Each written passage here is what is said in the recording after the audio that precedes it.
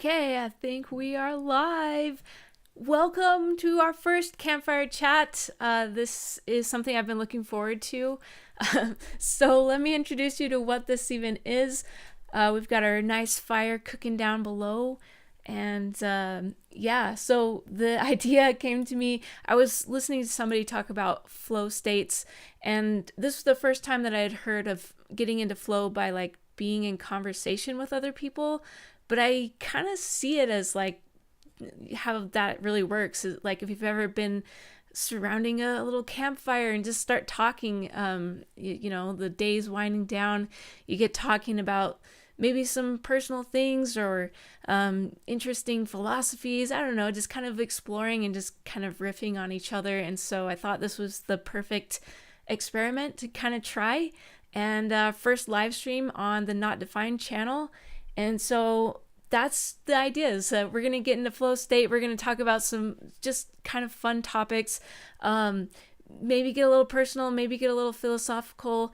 The whole point, though, is that this is going to be a safe place. And so please keep the comments, keep them coming, but keep them, civil. We're all friends here, and we're just going to talk and try to find ways to make life a little bit better for all of us.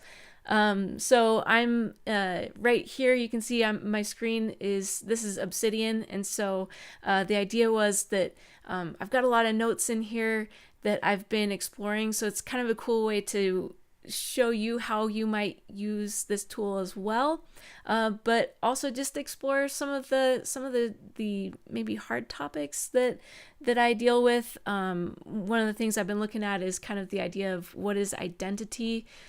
Because when I was diagnosed with MS, it was more of an identity crisis than I anticipated, because it's a health crisis, right? So what is this? All of the identity issues that came up for me, and ableism. And so there's some of that there. Disclaimer, I'm going to say things probably that might be offensive. That's not my intention. If I do, it's because I'm still working through what I have to deal with on a day-to-day basis, and as I think about my future with MS. So I'm not trying to be ableist. I'm sorry if that comes across. But yeah, the MS diagnosis was an identity crisis for me, and that's something I'm still working through. I'm working through this with my therapist. I'm working through it with, looking for ways that identity impacts us, and it's just really interesting to kind of start to collect my notes here. That's what we're looking at, is some really random sources of like where identity comes into play. Like one was like werewolves, like that's one of my notes. Their identity is like in conflict with this like witchcraft, at least historically, werewolves having to shed their human identity, taking on this other wolf-like identity, and what that does, how that impacts people, and the stories we tell about people. There's other little things in here. Identity impacts our habits and how we approach things. So like, I love this quote from Atomic Habits, the book. True behavior change is identity change. And then there's, again, this idea of like flow and how our identity kind of comes into play with that. So just a super quick one. I probably won't go too deep into this one on this first Campfire chat, but just some ideas of kind of what I'm going to explore with these. But again, this is going to be kind of unfiltered, exploratory, and ultimately what I'm trying to do with the channel is to promote wholeness. A lot of my videos are challenge videos, or kind of like doing physical things where I'm trying to not necessarily overcome MS, but get in a space where I feel like I have some control with my MS. And usually that has to do with balance and coordination and flexibility and that kind of a thing. But I also feel like wholeness encapsulates, our mind as well. I want to be able to use my mind and I don't know, keep that active and be flexible as well there, so that I can approach the things that come in, the challenges that come into life, with maybe a little bit, not quite so rigid, so I don't break all the time, is I guess what I'm trying to do. So hopefully this campfire chat kind of starts to bring in some of those principles, and we can explore some of those ideas. And here's I'll switch over my screen to this other tool that I'm using. This is going to be kind of hard to read, partially because of my handwriting, so I apologize. But what I'm doing here is, with a prompting from my therapist, is to kind of map out my activities that give me joy and that feel like kind of rejuvenating for me, but putting them on a map of like how much dexterity and coordination do I need to do this activity, and how much, like, are there any of these activities that are super low physical needs, so like something I can just do when I'm not feeling well. And then also kind of, so that's my what's that, the y-axis up and down is like the lowest physical need to our highest physical need to do an activity. So for example, I've got juggling kind of in the middle here, right here. And it does go down a little bit, so you can see, oops, can't quite see the whole screen. Let's try and get this on. Yeah, so you can see something like playing a Sudoku puzzle, that's a low physical need. Going to a museum, that's also pretty low. Like I don't have to, even if I were in a wheelchair, I could be able to go to a museum at some point, right? So it's pretty low as far as like intense what I can do. So if something happens, or if my MS flares up or something, what can I do? And then on my x-axis, we've got like mindless kind of things where it's just kind of easy to just do. And then there's the more like productive side where I feel like I'm doing something that's, for maybe future benefit. So I have like harmonica on there on the productive side, but then on the mindless side, I've got Xbox in the corner. I've got things like whistling. That's a low physical need. It can be mindless for me. I love whistling. Tapping with my fingers. I'm a drummer, so I'm always like tapping on like the desk or something, or even just using my fingers to just kind of like make a beat, just on a surface. So, anyway, I feel like this was a really cool exercise. And if you are feeling like, this was really helpful for me to kind of have something in my pocket for those bad days. Because, for example, the last 2 months-ish have been really bad for me. I've had like a couple of years that were just so good after my first MS attack. And then, and partially because of COVID, I've been so like isolated still. So I've not gotten sick for a long time, but then a couple months ago, I started feeling awful. Like I felt like I had a pinched nerve or something in my shoulder. I was achy.